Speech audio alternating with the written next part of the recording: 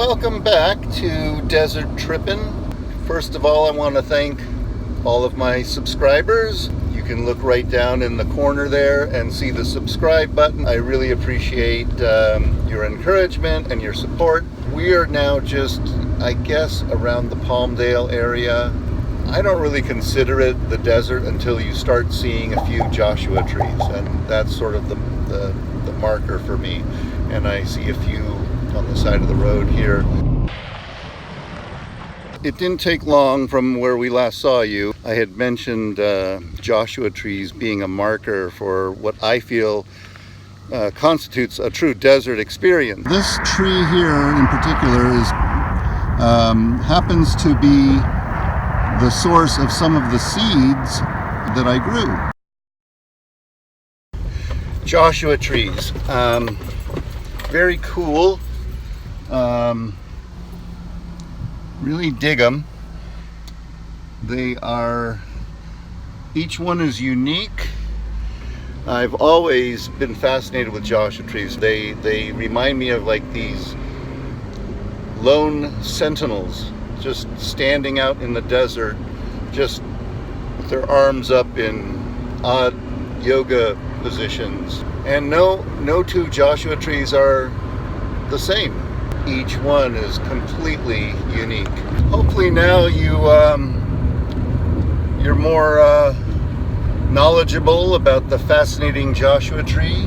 Maybe you'll plan a visit to come out and see what you can learn from a Joshua tree. Maybe you adopt one in particular, spend a little time with it, get to know it. You can always trust that it will be there.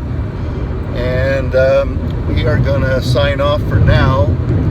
We'll be back in a little while. So now we're turning right onto to follow the 40 East. It's going to take us to a place called Bagdad Cafe, which pretty interesting little spot. I've never been there. So on every trip I try to do one thing that I've never done, and later we'll go back and we'll poke around at a place that I have been to a few times. So we're now on the 40 East, and we'll check back in when we find Bagdad Cafe. So we just saw a sign that said historic Route 66 next right. Okay, we're here at the beginning of Route 66. I'll show you the sign here. Woo!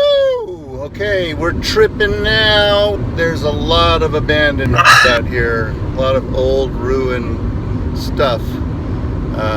It's almost like too much stuff. We'll never get where we're going if we stop for every interesting abandoned thing we see. Trailer homes that look gutted and graffitied and tagged. Who knows who or what is living inside of them. Could be a meth lab, could be zombies. There's a lot of zombies out here. Bikers is a popular thing. Mexican cartels. Werewolves, I guess. Would werewolves be out here? Okay, we are still about 14 miles from Bagdad Cafe. The next time you see me will be right out in front of the historic Bagdad Cafe. Woo! We're just outside of the historic Bagdad Cafe, and we're walking back to the cafe now. So we're here inside the Bagdad Cafe, the world famous Bagdad Cafe, and looks like I'm not the only one with a camera in here. A lot of tourists coming out. Can I ask you what your name is? My name is Alex. And you're from? I'm from France. France? This is Andrea. And the thing is very famous in France. TF1 TV has done 3 interviews with me. 75% of my business is French speaking, 20% from the rest of the world, and I have 5% Americans. I remember the movie. It was great. Yeah, it was a great movie. I didn't even know the movie when we bought it. I had to go home and I gotta go watch it again now. I know. Everybody's very friendly here. Andrea is gonna have them go behind the counter and get a photo here. Well, we had a lovely visit here at the Bagdad Cafe, and now we're going to go back out and brave the heat. We'll have to come back again to the real Bagdad Cafe. We're planning to go to the Rockahula Waterpark. The abandoned Rockahula Waterpark was a fairly big attraction halfway between Vegas and Los Angeles. For several years it was growing. They ran into some financial trouble. Since it's abandoned, you have to kind of go through a fence to get into it, and there's some, let's say, questionable people, just some mysterious people in there, some real characters.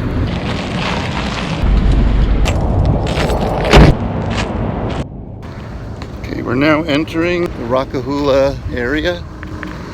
We're going to take some photos. There's a giant billboard.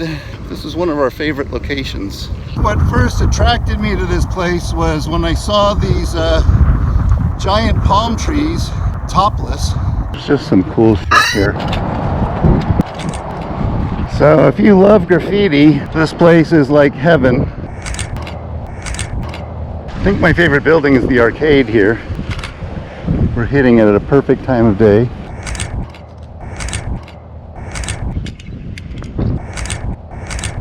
There's a sign, they left that.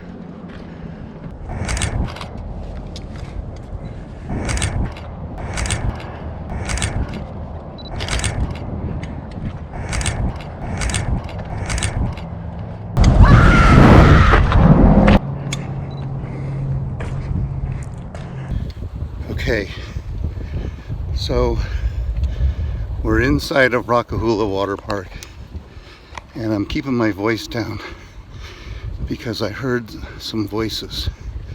Not sure where they came from, but on previous trips we've seen people that are not in their right mind. So we're going to keep our head on a swivel, keep our eyes open, and we're going to try to get out of here in one piece. So if you see this video, you'll know that we made it out alive.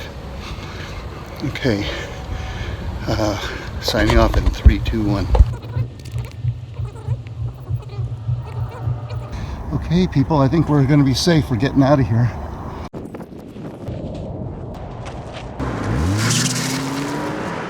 Woo! As you can tell, we're live, and we're not inside Rockahula Waterpark anymore. It was a little hairy there for a while. I have to apologize for how scared I was. Definitely don't want my wife to see this video, or probably be in a lot of trouble.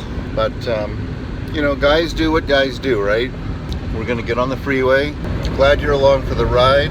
As we said before, one of the main purposes for being out here in the desert is searching for beauty, and I think we found some. Anyway, we're alive and we're heading east. The sun is going down in the west. Shadows are getting longer.